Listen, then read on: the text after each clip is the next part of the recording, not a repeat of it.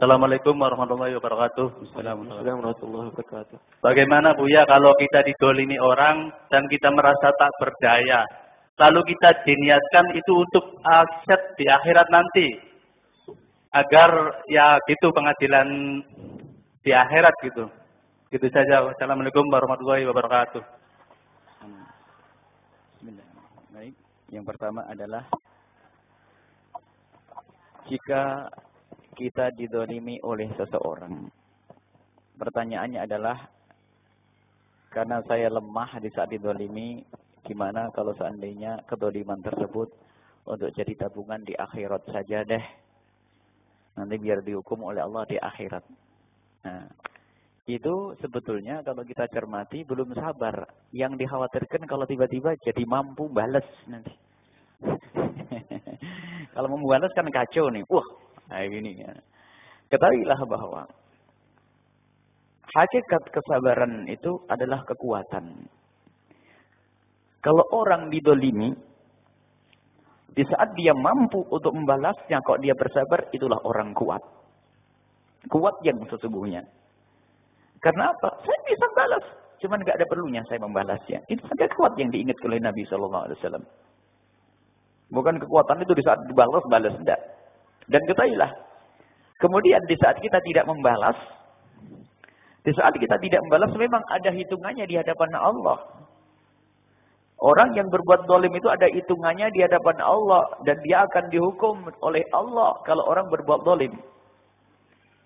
Kalimat ini adalah diarahkan kepada siapapun yang berbuat zalim. Bukan diarahkan kepada semua yang didolimi. Hei yang berbuat zalim, hati-hati. Semua kedolimanmu ini akan ada hitungannya di hadapan Allah. Ini yang berbuat zalim. Adapun yang didolimi, ketahuilah bahwasanya maafkan dia.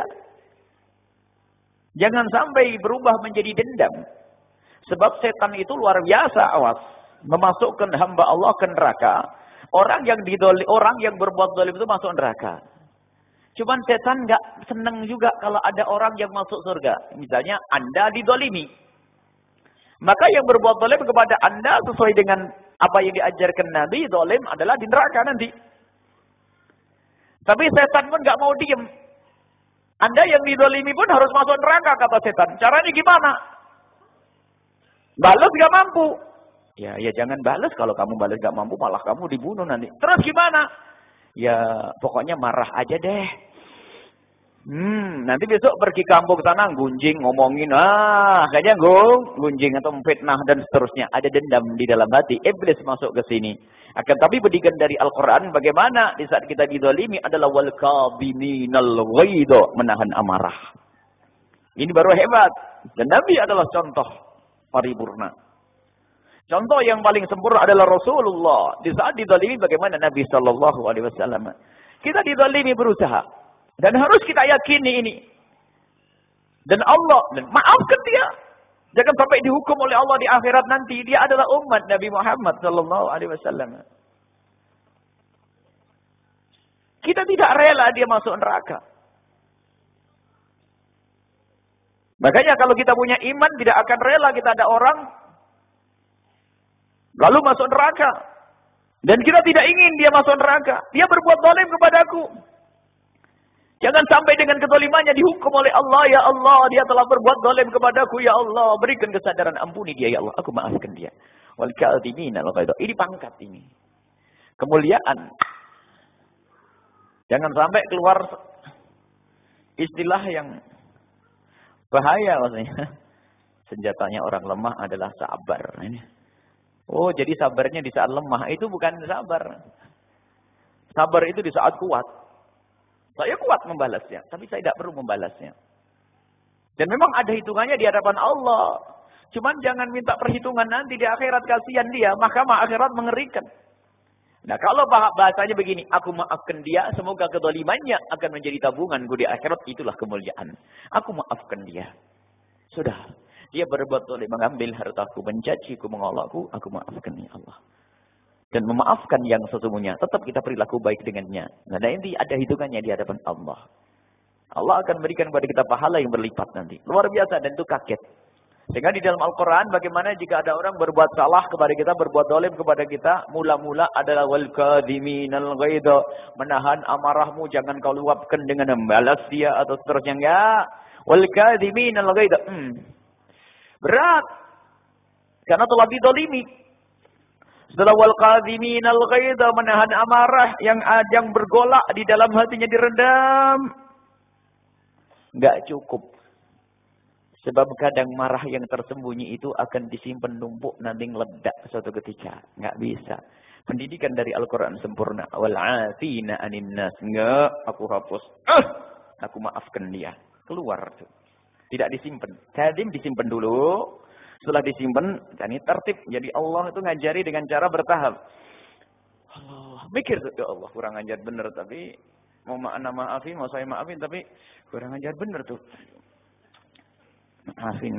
Tapi kurang ajar bener. Tetap diulang-ulang, maklum. Ya, tapi sadar dia. Ya, makanya qadiminal ghaidha, ditahan.